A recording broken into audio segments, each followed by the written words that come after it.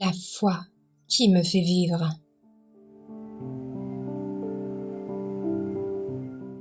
L'égarement de l'homme, le 8 mars. La chute et la rédemption de l'homme. S'il y avait en eux un cœur tel qu'ils me craignissent et gardent toujours mes commandements, afin que tout aille bien pour eux et pour leurs enfants à jamais. Deutéronome 5, verset 29.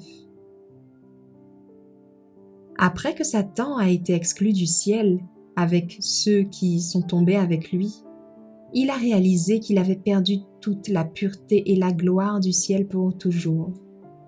Il a consulté ses anges et un plan a été élaboré pour continuer à travailler contre le gouvernement de Dieu.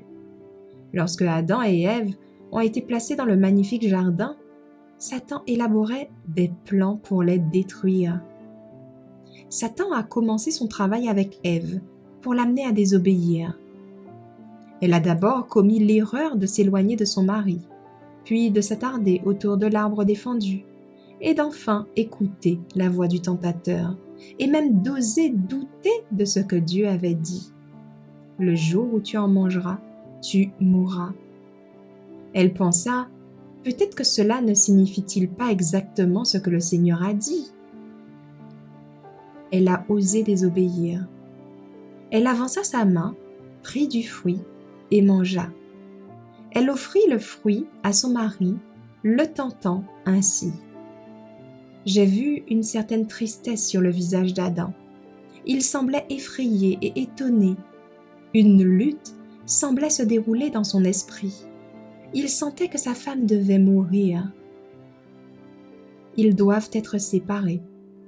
Son amour pour Ève était fort, et dans le découragement le plus total, il décida de partager son sort. Il saisit le fruit et s'empressa de le manger. Puis Satan exulta. Adam, par amour pour Ève, désobéit à l'ordre de Dieu et tomba avec elle. Malgré les sophismes de Satan, il est toujours désastreux de désobéir à Dieu.